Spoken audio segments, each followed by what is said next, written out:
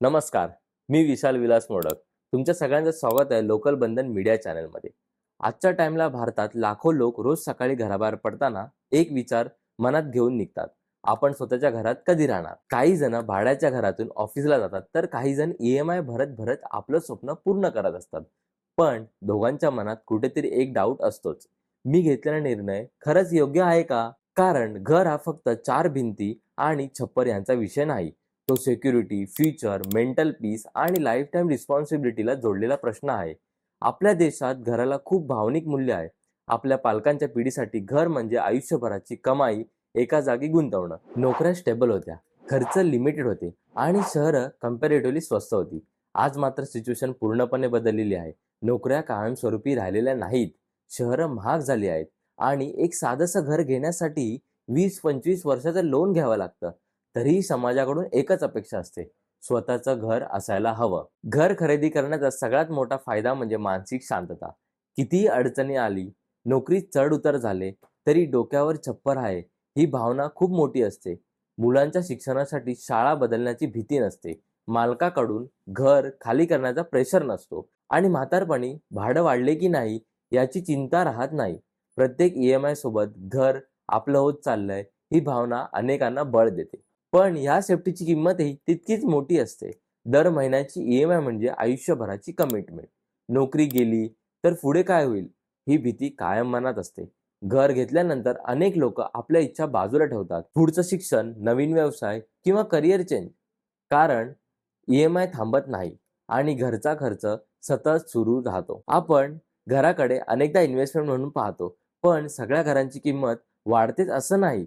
काही वेळा फ्लॅट विकायला वर्ष लागतात, मेंटेनन्स आणि प्रॉपर्टी टॅक्स वाढत जातो आणि गरज पडली तर घर लगेच पैशात बदलता येत नाही. म्हणजेच घर सुरक्षित असतं, पण ते फ्लेक्सिबल नसतं.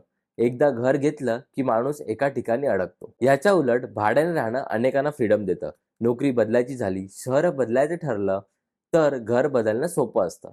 मोठ्या लोनचा ताण नसतो आणि उरलेला पैसा सेव्हिंग किंवा इन्व्हेस्टमेंटमध्ये टाकता येतो. आजची तरुण पिढी भाड्याने राहण्याला प्रेफरन्स देते, कारण त्यांना करिअर ऑपॉर्च्युनिटी जिथे मिळतील तिथे जाता यावं असं वाटतं. पण भाड्याने राहणंही पूर्णपणे सोपं नाही. किती वर्ष राहिले तरी घर हे कधीच आपलं होत नाही.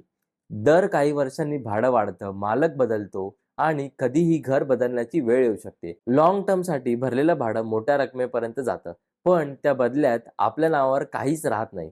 म्हातारपणी भाड्याचं घर सहज मिळेल याची खात्री नसते. म्हणूनच खरा प्रश्न पैसा नाही तर लाईफस्टाईलचा आहे. काही लोकांना स्टेबिलिटी हवी असते, तर काहींना फ्रीडम.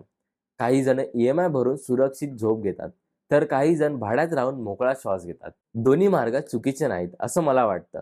चुकीचं तेव्हा होतं जेव्हा आपण सोसायटीच्या अपेक्षांमुळे किंवा इतरांच्या कंपॅरिझनने आपले डिसिजन घेतो. आज अनेक मिडल क्लास कुटुंब एक मधला मार्ग निवडत आहेत. आधी भाड्याने राहायचं, करिअर स्थिर झाल्यावर आणि आर्थिक परिस्थितीत मजबूत झाल्यावर घर घ्यायचं. घर हे आयुष्याचं ध्येय असू शकतं, पण त्या आयुष्यावर ओझं बनू नये ही जाणीव हळूहळू वाढते आहे. शेवटी प्रश्न असा नाही की घर घ्यावं की भाड्याने राहावं. खरा प्रश्न हा आहे की आपण आपल्या आयुष्याला काय प्रायोरिटी देतो. आजचा आराम की उद्याची सेफ्टी, स्टेबिलिटी की फ्रीडम. घर ड्रीम असू शकतं, पण त्या ड्रीमसाठी आजचं आयुष्य बांधून ठेवायचं की नाही हा निर्णय प्रत्येकाने स्वतःसाठी घ्यायचा आहे. कारण शेवटी घरात राहणारी भिंत नाही तर आपण स्वतः असतो आणि आपलं आयुष्य कसं जगायचं हा निर्णय सगळ्यात इम्पॉर्टंट आहे. जर ह्या व्हिडिओशी तुम्ही रिलेट करत असाल तर आम्हाला कमेंट बॉक्समध्ये नक्की कळवा आणि लाईक, शेअर आणि सबस्क्राईब करायला मात्र विसरू नका. धन्यवाद.